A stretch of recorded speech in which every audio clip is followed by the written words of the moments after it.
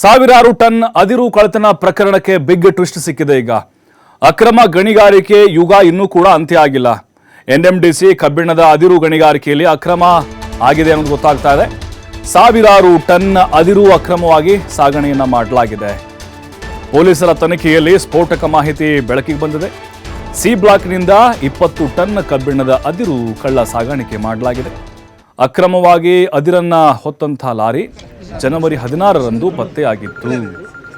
ಈ ಪೊಲೀಸರು ಗಣಿ ಮತ್ತು ಭೂ ವಿಜ್ಞಾನ ಇಲಾಖೆ ಕೇಸ್ ದಾಖಲಾಗಿತ್ತು.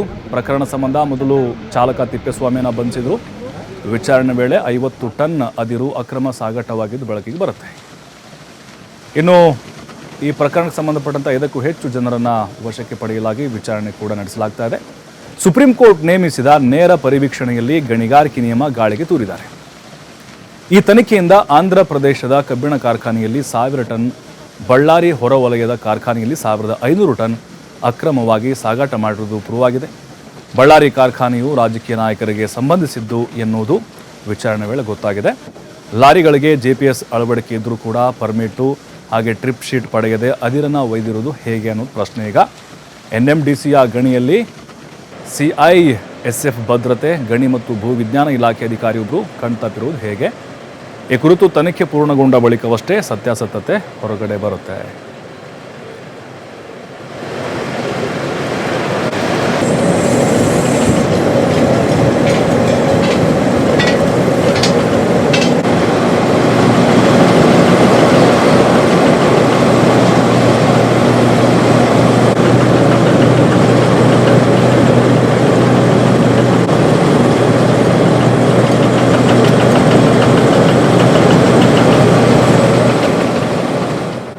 ಅದಷ್ಟು ಮಾಹಿತಿ ನಮ್ಮ ಪ್ರತಿನಿಧಿ ಸಿದ್ದು ನೀಡ್ತಾರೆ. ಸಿದ್ದು, ಬಳ್ಳಾರಿ ಯಾವ ಕಾರಣಕ್ಕೆ ಫೇಮಸ್ ಆಯಿತು ಆರಂಭದಲ್ಲಿ ಅಂತ ಹೇಳಿದ್ರೆ ಇಡೀ ದೇಶಾದ್ಯಂತ ಅಕ್ರಮ ಗಣಿಗಾರಿಕೆ ಕೇಸು ಬಹಳ ಸದ್ದು ಮಾಡಿತ್ತು. ಜನಾರ್ದನ್ ರೆಡ್ಡಿ ಸೇರಿದಂತೆ ಹಲವರು ಕೂಡ ಬಂಧನಕ್ಕೆ ಒಳಗಾಗಿದ್ರು. ಈಗ ಮತ್ತೆ ಸದ್ದು ಮಾಡ್ತಾ ಇದೆ, ಅಂದ್ರೆ ಇನ್ನೂ ನಿಂತಿಲ್ಲ, ಅವ್ಯಾಹತವಾಗಿ ನಡೀತಾ ಇದೆ, ಸದ್ದಿಲ್ಲದೆ ಅನ್ನುವಂತಹ ವಿಚಾರಕ್ಕೆ ಬೆಳಕಿಗೆ ಬರ್ತಾ ಇದೆ.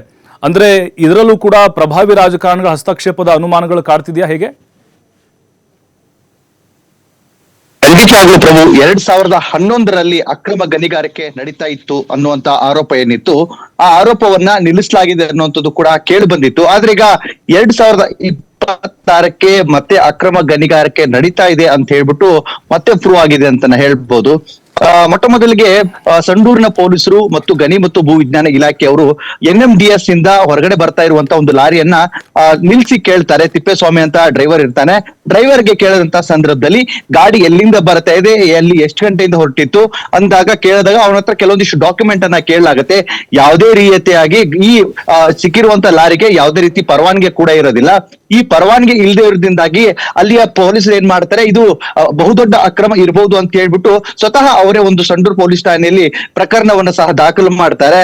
ದಾಖಲಾದಂತಹ ಸಂದರ್ಭದಲ್ಲಿ ತಿಪ್ಪೇಸ್ವಾಮಿಯನ್ನ ಕೆಲವೊಂದಿಷ್ಟು ಪ್ರಶ್ನೆಗಳನ್ನ ಶುರು ಮಾಡ್ತಾರೆ. ಪ್ರಶ್ನೆ ಮಾಡ್ತಾ ಇದ್ದಂತ ಸಂದರ್ಭದಲ್ಲಿ ತಿಪ್ಪೇಸ್ವಾಮಿ ಅವರ ಬಾಯಿಂದ ಒಂದು ಪ್ರಕರಣ ಕೂಡ ಈಗ ಹೊರಗಡೆ ಬಂದಿದೆ ಅಂತ ಹೇಳ್ಬೋದು. ಬರೇ ನೀವು ಒಂದು ಗಾಡಿಯಲ್ಲಿ 20 ಟನ್ ಅನ್ನ ಮಾತ್ರ ಹಿಡಿದಿದ್ದೀರಿ, ಕನಿಷ್ಠ ಇಲ್ಲಂದ್ರೂ 250ಕ್ಕೂ ಹೆಚ್ಚು ಲಾರಿಗಳಿಂದ ಅಕ್ರಮವಾಗಿ ಇಲ್ಲಿ ಮಣ್ಣು ಸಾಗಾಟನ ಮಾಡಲಾಗಿದೆ ಅನ್ನುವಂತ ಆರೋಪ ಕೂಡ ಹೇಳಿರುವಂತದ್ದು ಕೂಡ ಇದೆ.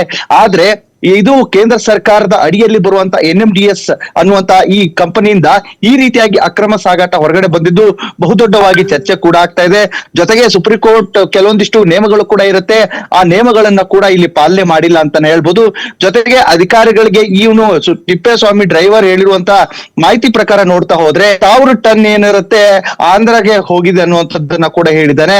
ಇನ್ನು 1500 ಟನ್ ಏನಿದೆ ಬಳ್ಳಾರಿ ಹೊರ ವಲಯದಲ್ಲಿ ಇರುವಂತ ಒಬ್ರು ಖಾಸಗಿ ಕಾಂಗ್ರೆಸ್ನ ಪ್ರಮುಖ ಮುಖಂಡರ ಕಾರ್ಖಾನೆಗೆ ಹೋಗಿದೆ ಅನ್ನುವಂಥದ್ದನ್ನ ಆರೋಪವನ್ನ ಕೂಡ ಹೇಳಿರುವಂತದ್ದು ಕೂಡ ಸಾಕಷ್ಟು ಚರ್ಚೆ ಆಗ್ತಾ ಇದೆ. ಹೀಗಾಗಿ ಅಕ್ರಮವಾಗಿ ಅದಿರನ್ನ ಮಾರಾಟ ಮಾಡುವವರಿಗೆ ಈಗ ಕ್ರಮ ಆಗ್ಬೇಕು ಅನ್ನುವಂಥದ್ದು ಪ್ರಕರಣ ಮತ್ತಷ್ಟು ಚುರುಕಾಗಿ ನಡೀತಾ ಇದೆ ಅಂತಾನೆ ಹೇಳ್ಬೋದಾಗಿದೆ. ಪ್ರಭು, ಥ್ಯಾಂಕ್ ಯು ಸಿದ್ದು ಮಾಹಿತಿಗೆ.